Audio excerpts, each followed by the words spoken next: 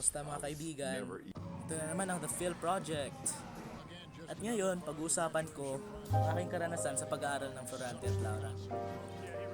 Una, mahirap talaga yung Florante at Laura. Ito'y puno ng mga malalalim na salita at mga figures of speech na mahirap talaga maintindihan. Ngunit, kung gusto mo talagang pumasa sa Filipino, dapat mag-aral ka. Yun nga lang, madugo yung proseso sa pag-aaral ng Florante at Laura. Para sa akin lang to Pasensya na sa mga Filipino teacher dyan. Sorry.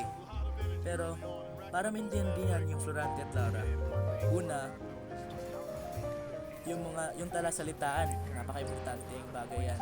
Dapat maintindihan mo yung mga salita. Sapagkat kung hindi mo ito maintindihan, paano mo maintindihan yung buong saknong kung may mga salita kang hindi naintindihan? At pangalawa, para maging madali yung proseso, binasa ko yung mga English na translation ng Florante at Laura. At ito'y napakalaking tulong talaga. Yun lang yung dalawang tips ko para sa mga bata na mag-aaral pa lang ng Florante at Laura. Pero yun lang, sa huli, wag niyong itakip ang inyong mata sa kagandahan ng Florante at Laura. Napakaraming aral na pwede mong mapulot mula sa aklat na to. Mga aral na makatutulong sa iyo sa iyong pang-araw-araw na buhay. Totoo lang, dahil sa Florante at Laura, natuto kong mahalin ang wikang Filipino dahil nakita ko na yung wikang Filipino ay hindi lang basta-basta.